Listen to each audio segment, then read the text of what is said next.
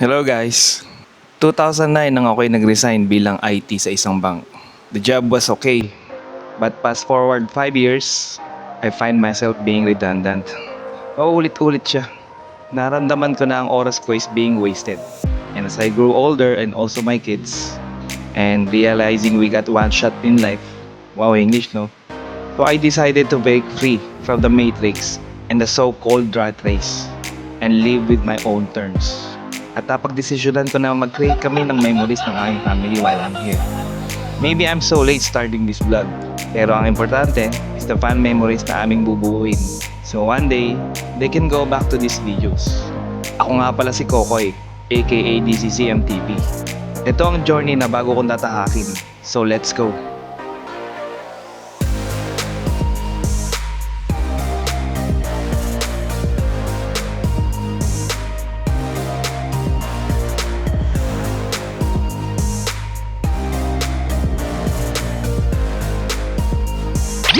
Welcome back guys! So pupunta kami ngayon sa Colosboa Hills sa Kuya Pulang ito. So ito yung year-end coming namin family, okay? Samahan nyo kami. Alright! Yun guys, so dito tayo pupunta sa Rancho de Cabeleo sa Kuya Po, no? So kung i-waste nyo siya, ito yung bibigay sa inyo waste. Hindi tayo dito dadaan guys. Kasi guys, dyan sa daan na yan is super lubak at super rough road. So nakausap yung caretaker, meron siyang binigay na isang daan na lalagpas dyan sa kuna yan. So, ito yung makikita nyo. So, hanapin nyo lang yung Petron Curva sa Kuya Po. Then, sa video ito, makikita nyo dyan. Ginugol map po na para sa inyo. Dyan tayo liliko sa kanan. Kasi mas mahaba dito yung semento, guys. So, mas conveniente. So, yun, guys. Tara na! So, time check, guys. It's 8:39. Medyo late na kami. So okay lang kasi ang ko naman doon is 2 PM. So meron pa kaming time para makapag-drone. May nakalimutan na kami. Wala kaming ginger guys. Dadaan muna ako sa isa nating kliyente sa CNL Grocery. Doon tayo mamili ng mga snacks. Sila Tito Henry. Pagkaraan ng 6 na raang metro, tumanan sa San Leonardo Peñaranda. Okay, dito na.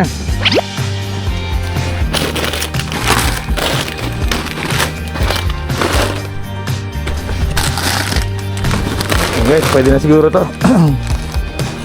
Okay. Madam! Merry Christmas! Ay, magaling. Aligan. So ito guys, yung may-ari nitong pan na to, start na siya si Pilus. So ito yung bibili natin, stock sa mga bata. So, welcome back. So papunta na kami sa Colosboa Hills. So let's go. Magmi-meet kami ni Sandy doon sa Speedway. Then papunta na tayo sa Kuya Po. Ingat po. Thank you. Merry Christmas. So guys, ang tagal namin pilihan nito. Dapat ng mga ano pa to December 15. So dami lang natin ginagawa guys. So ngayon lang siya natuloy yung family camp. Mas mahirap siyang schedule kasi nga buong family kami lagi. Yun ang ating tema naman, work tsaka family camp, moto camp. So yan.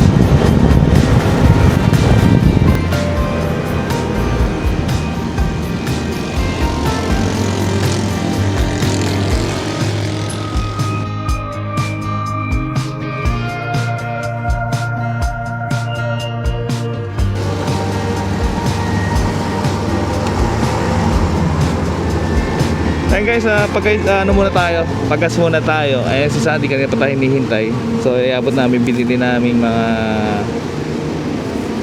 ano. Ayan si Mami, kasama ulit namin si Madeir. So ayan, so samahan nyo kami sa journey namin na papunta sa Colosboa Hills.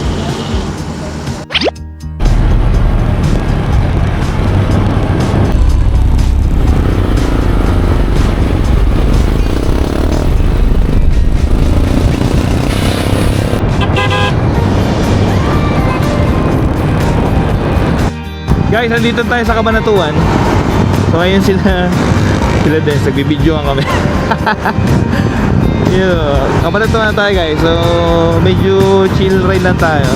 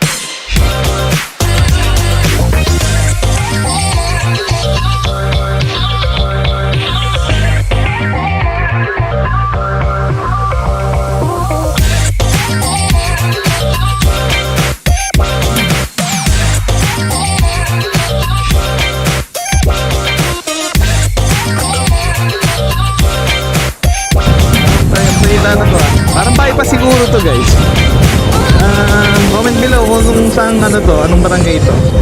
Bakayaw, Limba. Okay.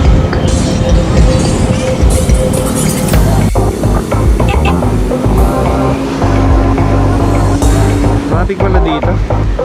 Sa part na to.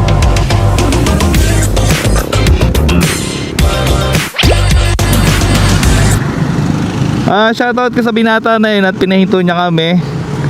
Isa na lang yung tornilyo. Tatanggalin ko muna. Kakabit ko na lang sa ano pag ano. Guys, muntik na yun. Isang tornilyo na lang, maluwag pa. Mahuhulog yung plaka natin. Shoutout sa'yo sa binata na yun. Maraming salamat sa'yo. Hulog ka ng langit. Pati mo, problema pa akong paggawa nun. Grabe. Hindi ko na-check-in San Antonio, Kuya po, Nueva Ecija. Shoutout sa inyo. Palabig muna kami dito. Let's go. Guys, pagkapupunta kayo dito, ang landmark nyo is yung Petron dito sa Barangay Cabeleo. Tapos nagpas na lang konti, ipapakita ko sa inyo yung daan. Ito yung tinuro ng caretaker na mas maganda daw, na mas mahaba yung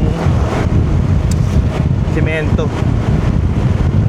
So chinek ko naman sa Google Map, which is ako naman, consistent naman. Ito na yung Petron guys, oh. Tapos nagpasan ng konti dyan, merong signage sila dyan. Actually meron ding daan na lagpasan natin doon, pero pangit doon guys, yung tinuturo ni Waze.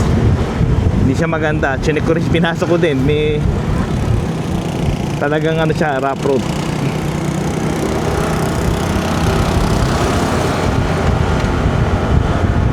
Ayan, ito na yun guys, ito yung markup na to, itong Petron na to, itong landmark pala. So hanapin nyo lang yan, landmark na yan. And meron ditong signage na Rancho de Cabeleo. Doon na tayo papasok. Eto guys, ayan na guys, oh. Eto na, Rancho de Cabeleo. So eto na yun. Let's go. Dito guys, from here on, pag nakapasok na kayo dito, is dire-diretso na lang. Makikita nyo na agad yung Rancho de Cabeleo dito sa road na to. So may konting ano dito, rough road. Mamaya-maya i-show ko sa inyo.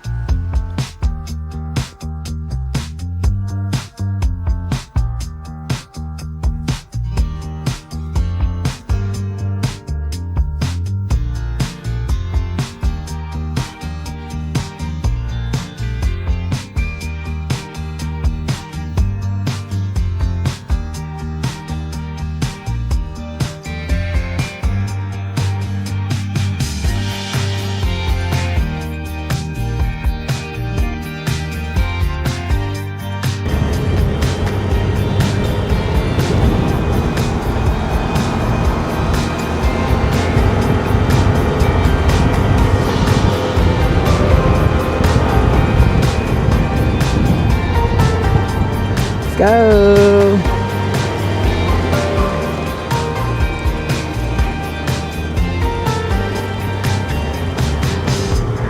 Dito guys, dito yung daan. So tama nga, may ano dito, sementado.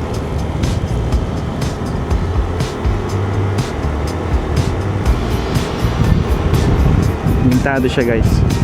Kasi doon sa may isang entrance is pagbungad pa lang, rough road na. Eh dito okay pa naman.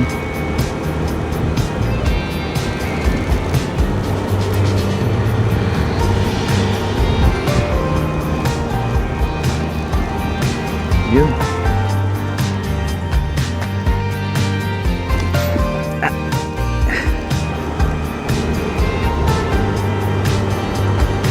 Ayan guys, ito na yung sinasabi sa inyo, no?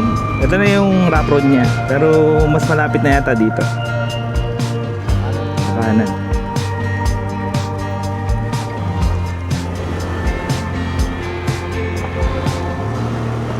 So ito na yung rough road. Buti na lang, swerte tayo guys mag-camp laging naka-araw. Pero kung uulan to, maputik siguro to. Pero di naman siguro ganun kaputik. Tapos tuyo din yan nila, oh. tuyo yung kanilang ano, tubig. Ayan o, tuyo. So na-expect ko naman na tong road na to, ano, kasi Google map ko naman na siya. O alam ko yung road condition. Nakakaya naman ng scooter natin to.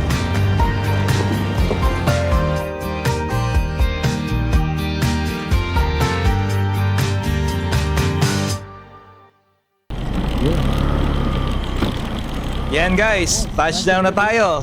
So konting montage muna tayo sa Rancho de Cabilleo.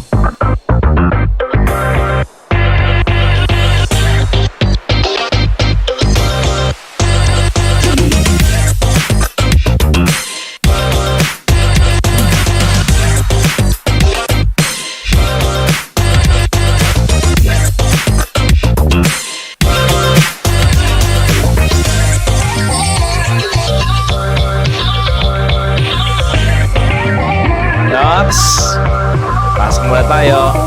Let's set it up.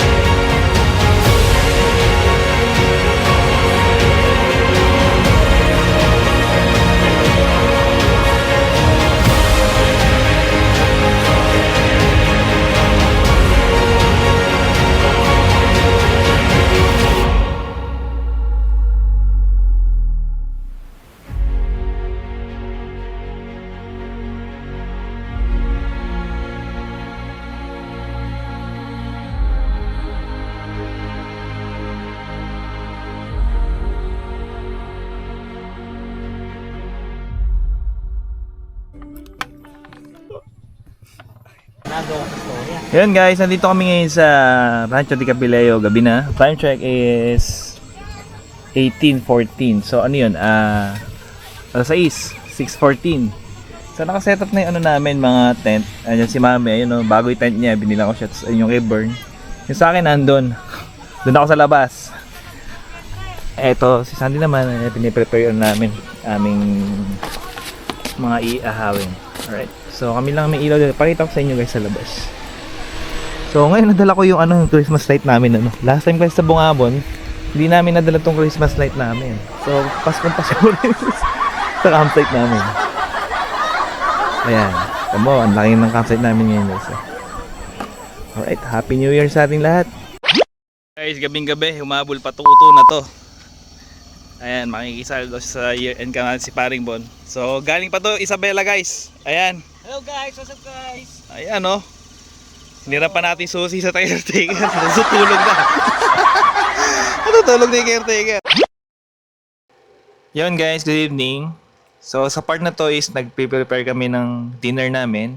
And dumating yung kaibigan natin from Isabela, si Von. And dito, ayan, nakita nyo naman.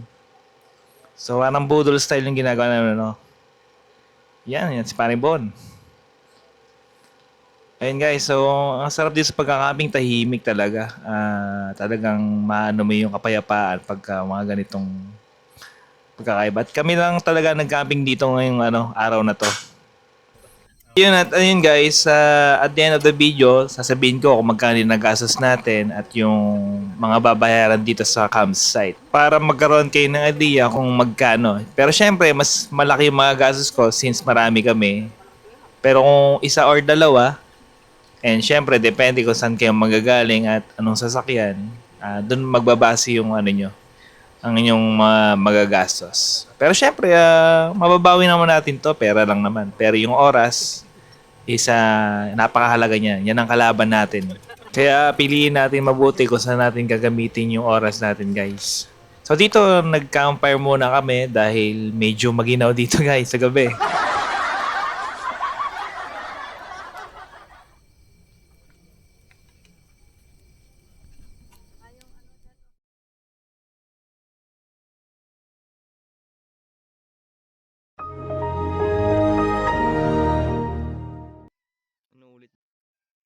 Eto guys, grabe, para tayong nasa Baguio sa sobrang lamig. So umaga tayong gumising dito para simulan na natin mga dapat gawin. So tara, let's go!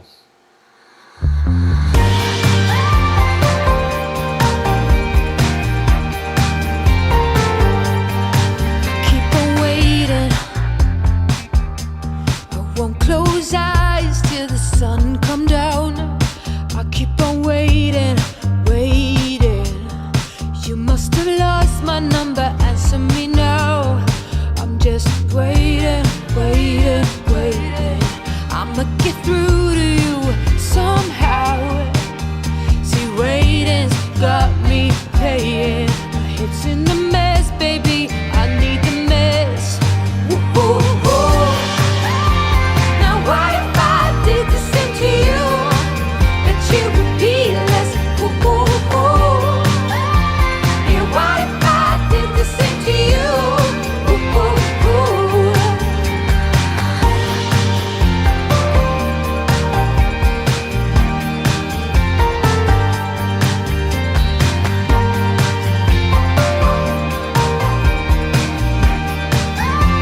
Yeah, what if I did the same to you?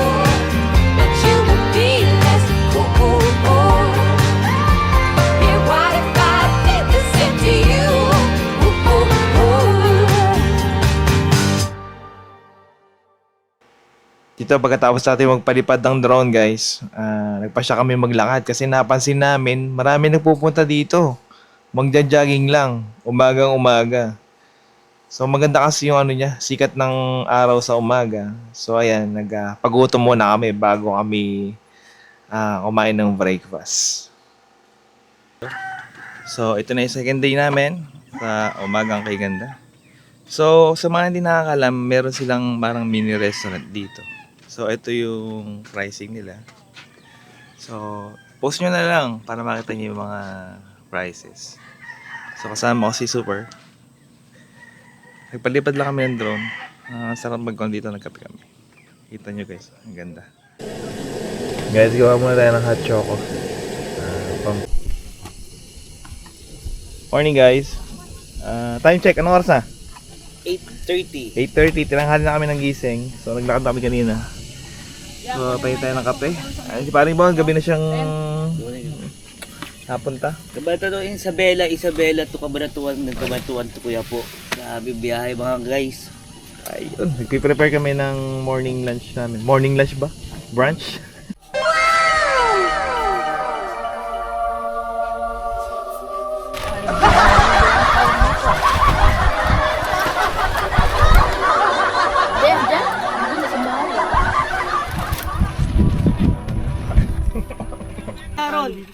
Guys, oh, tamo oh, lakas talaga ng konito. Lakas ng trip oh. Nakarating lang agad, alis na agad. Nakikain lang yata ito. Kain na ako. Diyan lang guys, tropa natin ito na yan. Salamat sa palmusal sa papunan. Yun, ingat ka pre. Guys, punta natin tong mas mataas. Ito yung mas mataas eh. Mas mataas siya, ang taas niya. Ayan guys, dito nag-hike muna kami ng mga kids ko para ma-exercise sila.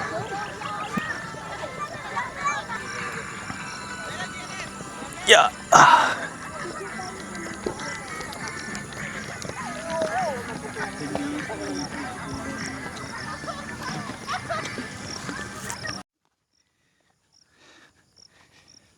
Malapit na pala. Lawak din pala, ano?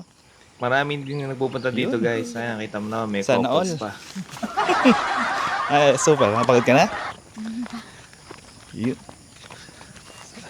Sana all tayo, guys. Pero, ang lawak. Puro bundok. Ayan, magandang exercise to sa mga laging nakaupo, Ayan, guys, sa mga laging hindi gumagalaw. Kaya gusto ko rin yung mga ganitong adventure guys. Ay, matay na yata, super. Are you okay? I'm fine. My God. So, another mountain. I might experience this again. Oh, finally. Pagod sila ba? Oh, Yung bundok na ba to?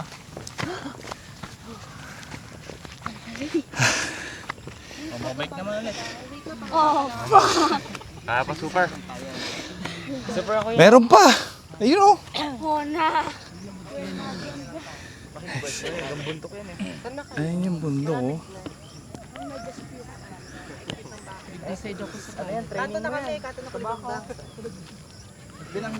Ang layo namin. Yun oh. So ito yung pangalawang mountain top. Hashira training? Nakaka-enjoy dito, relaxing. End this na. Okay. 3, 2, 1. Ayan yung mga kids ko, naglalaro sila. So kita nyo, kaya nilang mabuhay ng walang cellphone, computer. May mga laro sila. So nakakatuwa na kaya nilang mabuhay ng ganyan. Ay, baliktad ka! Baliktad ka! Sige nga. 3, 2, 1. Mabuti. 3, 2, 1. Ay, ando sa bag ko eh. Sinusukulong ko. Eto guys, so malapit na kami umuwi dito. Pinaligpit ko muna yung mga tent para lumuwang yung area namin. Kasi maglalaro kami ng Scrabble. So magpapa-reward ako ng 3,000 yen. Tapos mo Hindi, kaya sa Guys, akin. mag-Scrabble kami. Ang mananalo dito is 3,000. So, tingnan natin yung kaya nila akong talunin dito, guys. 3,000 na 3,000. Oy, nagkakapalit. Guys, current score natin is ito. Yan. So, ayan. So, feeling ko, ang leading ko is ako. So, 3K to guys. Malinaw na 3K. Sayang, leading na. Ayan guys, dito pinagtutulong-tulungan nila ako dito dahil alam nilang magaling ako dito.